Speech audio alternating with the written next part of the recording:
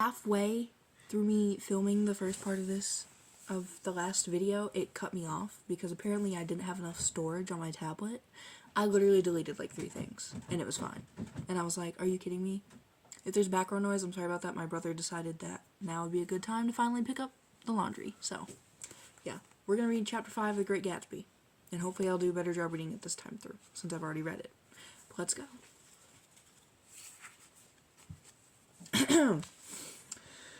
When I came home to Westig that night, I was afraid for a moment that my house was on fire. 2 o'clock and the whole corner of the peninsula was blazing with light, which fell unreal on the shrubbery and made thin, elongating glints upon the roadside wires. Turning a corner, I saw that it was Gatsby's house, lit from tower to cellar.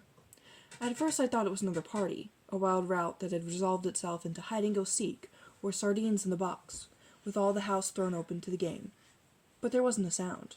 Only wind in the trees, which blew the wires and made the lights go off and on again as if the house had winked into darkness.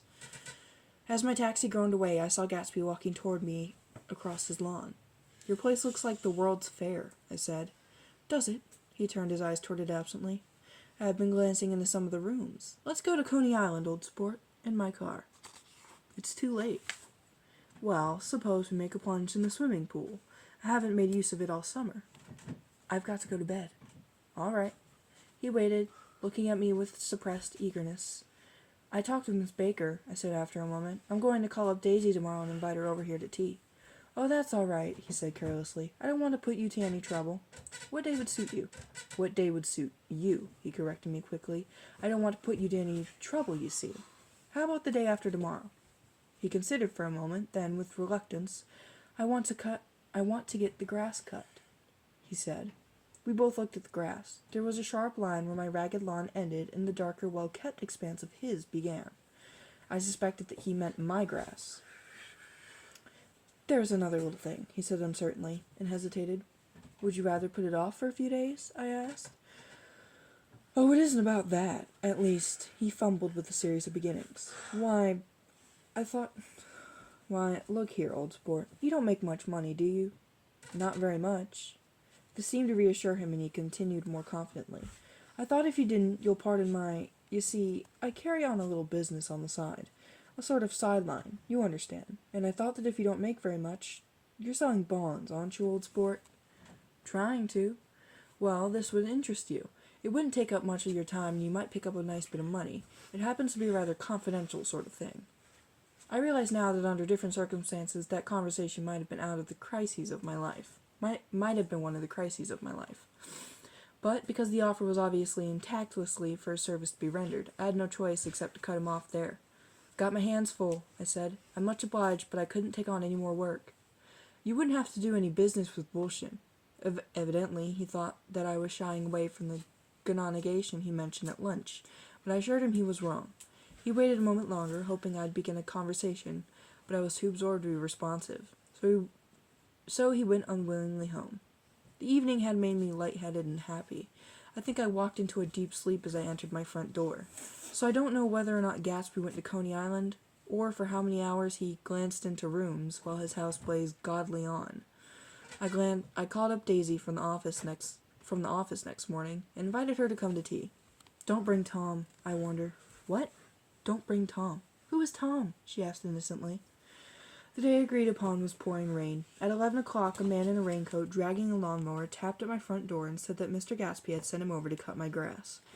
This reminded me that I had forgotten to tell my Finn to come back, so I drove into Westig Village to search for her among soggy whitewashed alleys and to buy some cups and lemons and flowers. The flowers were unnecessary, for at 2 o'clock a greenhouse arrived from Gatsby's, with innumerable receptacles to contain it. An hour later, the front door opened nervously, and Gatsby, in a white flannel suit, silver shirt, and gold-colored tie, hurried in. He was pale, and there were dark signs of sleeplessness beneath his eyes. "Is everything all right?" he asked immediately. "The grass looks fine, if that's what you mean." "What grass?" he inquired blankly. "Oh, the grass in the yard." He looked out the window at it, but, judging from his expression, I don't believe he saw a thing. "Looks very good," he remarked vaguely. "One of the papers said they thought the rain would stop about 4. I think it was the Journal. Have you got everything you need in the shape of tea?" I took him into the pantry, where he looked a little reproachfully at the Finn. Together we scrutinized the 12 lemon cakes from the delicatessen shop. Will they do? I asked. Of course, they're fine. And he added hollowly, old sport. The rain cooled about 3:30 to a damp mist, through which occasional thin drops swam like dew. Gatsby looked with vacant eyes through a copy of Clay's Economics, staring at the finished tread that shook the kitchen floor, and peering toward the bleared windows from time to time as if a series of invisible but alarming happenings were taking place outside. Finally, he got up and informed me, in an uncertain voice, that he was going home. Why is that? Nobody's coming to tea. It's too late. He looked at his watch as if there were some pressing demand on his time elsewhere. I can't wait all day. Don't be silly. It's just 2 minutes to 4. He sat down miserably, as if I had pushed him, and simultaneously there was the sound of a motor turning into my lane. We both jumped up, and, a little harrowed myself, I went out into the yard. Under the dripping bare lilac trees, a large open car was coming up the driveway. It stopped. Daisy's face, tipped sideways beneath a 3-cornered lavender hat, looked out at me with a bright, ecstatic smile. Is this absolutely where you live, my dearest one? The exhilarating ripple of her voice was a wild tonic in the rain. I had to follow the sound of it for a moment, up and down with my ear alone, before any words came through. A damp streak of hair lay like a dash of blue paint across her cheek, and her hand was wet with glistening drops as I took it to help her from the car.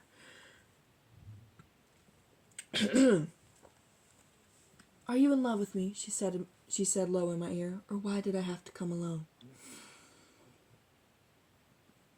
That's an odd question to ask, dear cousin. That's the secret of Castle Recton. Tell your chauffeur to go far away and spend an hour. Come back in an hour, Ferdy. Then, in a grave murmur, his name is Ferdy. Does the gasoline affect his nose? I don't think so, she said innocently. Why? We went in. To my overwhelming surprise, the living room was deserted. Well, that's funny, I exclaimed. What's funny? She turned her head as there was a light, dignified knocking at the front door.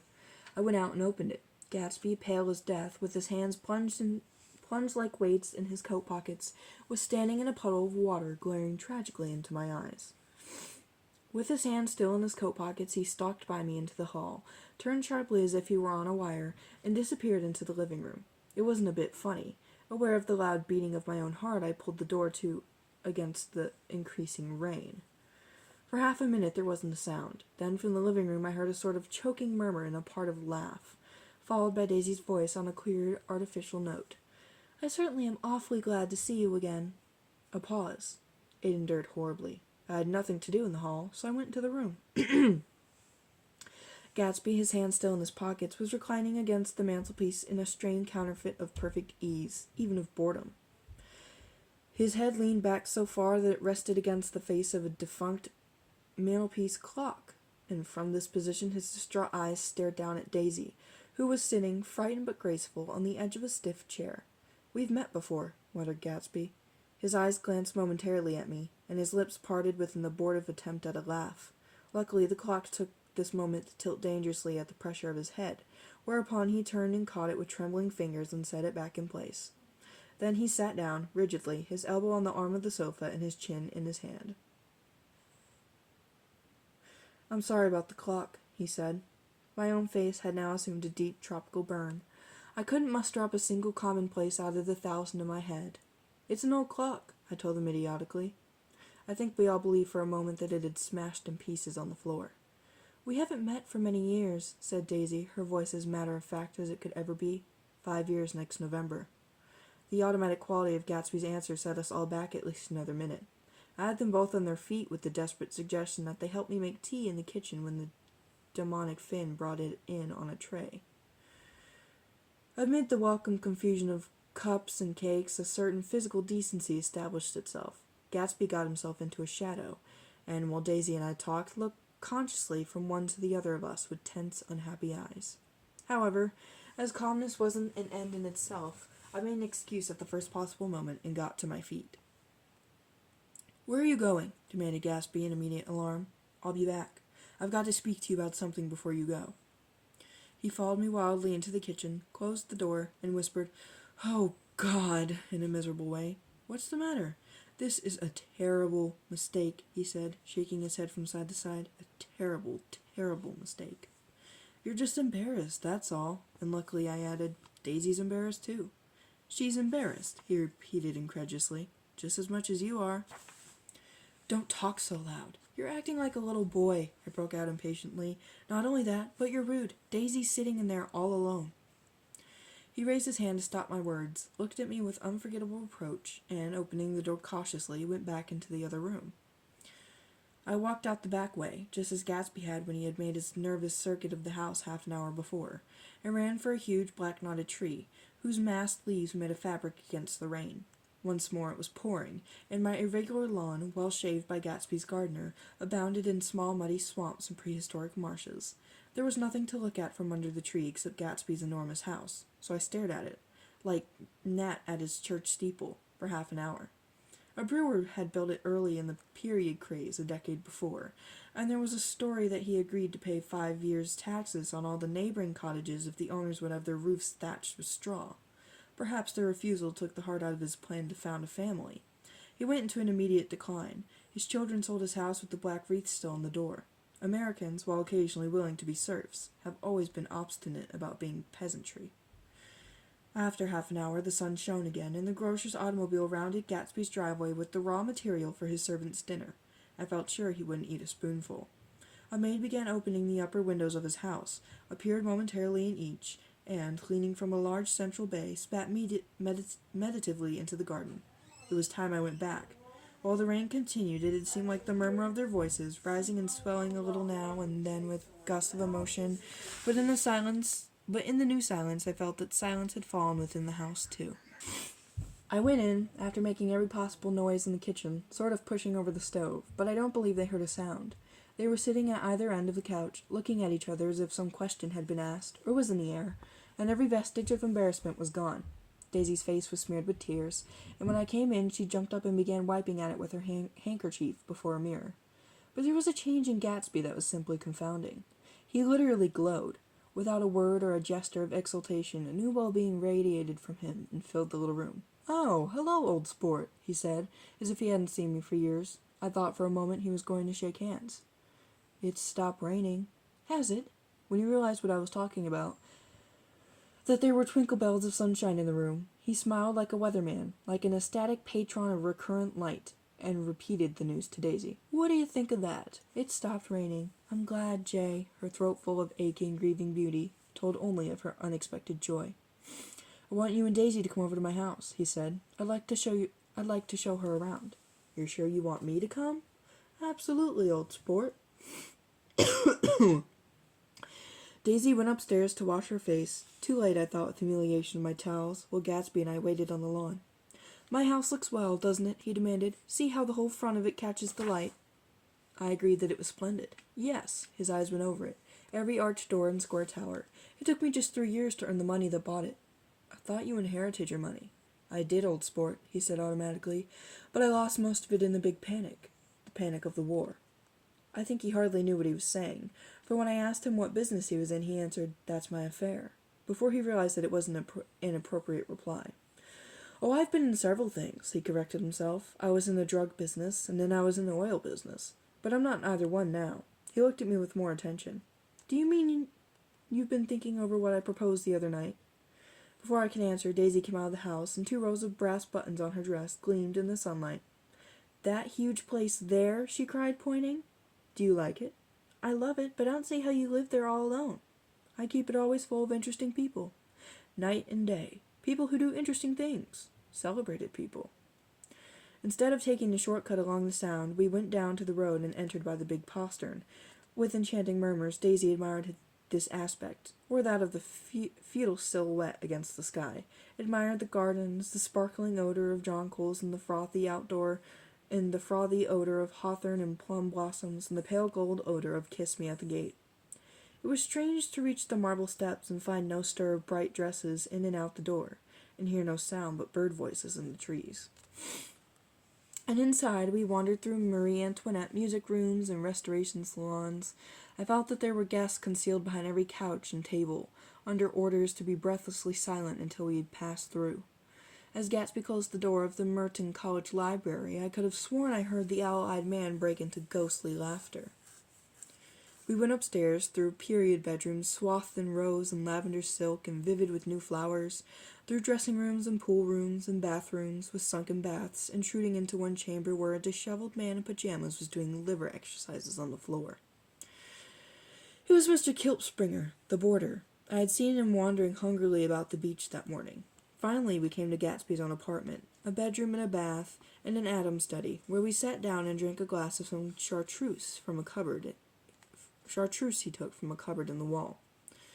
He hadn't once ceased looking at Daisy, and I think he revalued everything in his house according to the measure of response it drew from her well-loved eyes.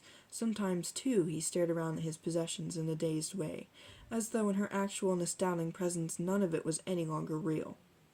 Once he nearly toppled down a flight of stairs. His bedroom was the simplest room of all, except where the dresser was garnished with the toilet set of pure gold. Daisy took the brush with delight and smoothed her hair, whereupon Gatsby sat down and shaded his eyes and began to laugh. "It's the funniest thing, old sport," he said hilariously. When I tried it, he had passed visibly through 2 states and was entering upon a 3rd. After his embarrassment and his unreasoning joy, he was consumed with wonder at her presence. He had been full of the idea so long, dreamed it night through to the end, waited with his teeth set, so to speak, at an inconceivable pitch of intensity. Now, in the reaction, he was running down like an overwhelmed clock. Recovering himself in a minute, he opened for us 2 hulking patent cabinets, which held his masked suits and dressing gowns and ties, and his shirts, piled like bricks in stacks a dozen high. I've got a man in England who buys me clothes. He sends over a selection of things at the beginning of each season, spring and fall. He took out a pile of shirts and began throwing them, one by one, before us. Shirts of sheer linen and thick silk and fine flannel, which lost their folds as they fell and covered the table in many-colored disarray. While we admired, he brought more, and the soft-ridged heap mounted higher, shirts with stripes and scrolls and plaids and coral and apple green and lavender and faint orange, with monograms of Indian blue. Suddenly, with a strained sound, Daisy bent her head into the shirts and began to cry stormily. "They're such beautiful shirts," she sobbed, her voice muffled in the thick folds. "It makes me sad because I've never seen such beautiful shirts before." After the house, we went to see the grounds and the swimming pool, and the hydroplane and the midsummer flowers, but outside Gatsby's window it began to rain again, so we stood in a row looking at the corrugated surface of the Sound. "If it wasn't for the mist, we could see your home across the bay," said Gatsby. "You always have a green light that burns all night at the end of your dock." Daisy put her arm through his abruptly, but he seemed absorbed in what he had just said. Possibly it had occurred to him that the colossal significance of that light had now vanished forever. Compared to the great distance that had separated him from Daisy, it had seemed very near to her, almost touching her. It had seemed as close as a star to the moon. Now it was again a green light on a dock. His count of enchanted objects had diminished by 1. I began to walk about the room, examining various indefinite objects in the half-darkness. A large photograph of an elderly man in yachting costume attracted me, hung on the wall over his desk. "Who's this?" "That? That's Mr. Dan Cole, the old sport." The name sounded faintly familiar. "He's dead now. He used to be my best friend years ago." There was a small picture of Gatsby, also in yachting costume, on the bureau. Gatsby with his head thrown back defiantly, taken, apparently, when he was about 18. "I adore it," exclaimed Daisy. "The pompadour. You never told me you had a pompadour. Or a yacht." "Look at this," said Gatsby quickly. "Here's a lot of clippings about you." They stood side by side examining it. I was going to ask to see the rubies when the phone rang, and Gatsby took up the receiver. "Yes." "Well, I can't talk now." "I can't talk now, old sport. I said a small town." "He must know what a small town is." Well, he's no use to us if Detroit is his idea of a small town." He rang off. "Come here, quick," cried Daisy at the window. The rain was still falling, but the darkness had parted in the west, and there was a pink and golden billow of foamy clouds above the sea. "Look at that," she whispered, and then after a moment, "I'd just like to get one of those pink clouds and put you in it and push you around." I tried to go then, but they wouldn't hear of it. Perhaps my presence made them feel more satisfactorily alone. "I know what we'll do," said Gatsby. We'll have Kilpspringer play the piano." He went out of the room calling, "Ewing," and returned in a few minutes accompanied by an embarrassed, slightly worn young man with showroom glasses and scanty blonde hair. He was now decently clothed in a sports shirt, open at the neck, sneakers, and duck trousers of a nebulous hue. "Did we interrupt your exercises?" inquired Daisy politely. "I was asleep," cried Mr. Kilpspringer in a spasm of embarrassment. "That is, I'd been asleep. Then I got up." "Kilpspringer plays the piano," said Gatsby, cutting him off. "Don't you ewing, old sport." "I don't play well. I hardly play at all. I'm all out of "We'll go downstairs," interrupted Gatsby. He flicked a switch. The gray windows disappeared as the house glowed full of light. In the music room, Gatsby turned on the solitary lamp beside the piano. He lit Daisy's cigarette from a trembling match and sat down with her on a couch far across the room, where there was no light save what the gleaming floor bounced in from the hall. When Kilpspringer had played the Love Nest, he turned around on the bench and searched unhappily for Gatsby in the gloom. I'm all out of practice, you see. I told you I couldn't play. I'm all out of practice." "Don't talk so much, old sport," commanded Gatsby. "Play." "In the morning, in the evening, ain't we got fun?" Outside the wind was so loud, and there was a faint flow of thunder along the sound. All the lights were going on in West Egg now. The electric trains, men carrying, were plunging home through the rain from New York. It was an hour of profound human change, and excitement was generating on the air. One thing's sure and nothing surer, the richer get richer and the poor get children. Wow! In the meantime. In between time. As I went over to say goodbye, I saw that the expression of bewilderment had come back into Gatsby's face, as though a faint doubt had occurred to him as to the quality of his present happiness. Almost 5 years! There must have been moments even that afternoon when Daisy tumbled short of his dreams, not through her own fault, but because of the colossal vitality of his illusion. It had gone beyond her, beyond everything. He had thrown himself into it with a creative passion, adding to it all the time, decking it out with every bright feather that drifted his way. No amount of fire or freshness can challenge what a man will store up in his ghostly heart. As I watched him, he adjusted himself a little, visibly. His hand took hold of hers, and as she said something low in his ear, he turned toward her with a rush of emotion. I think that voice held him most. With its fluctuating, feverish warmth, because it couldn't be overdreamed, that voice was a deathless song. They had forgotten me, but Daisy glanced up and held out her hand. Gatsby didn't know me now at all. I looked once more at them, and they looked back at me, remotely, possessed by intense life. Then I went out of the room and down the marble steps into the rain, leaving them there together. Alright, that was Chapter 5 of The Great Gatsby. I hope you guys enjoyed, and I'll try to film Chapter 6 tomorrow after church. So, I hope you guys have a great night, or a great day, or a great afternoon, wherever you're from, and watching my channel. So yeah, bye!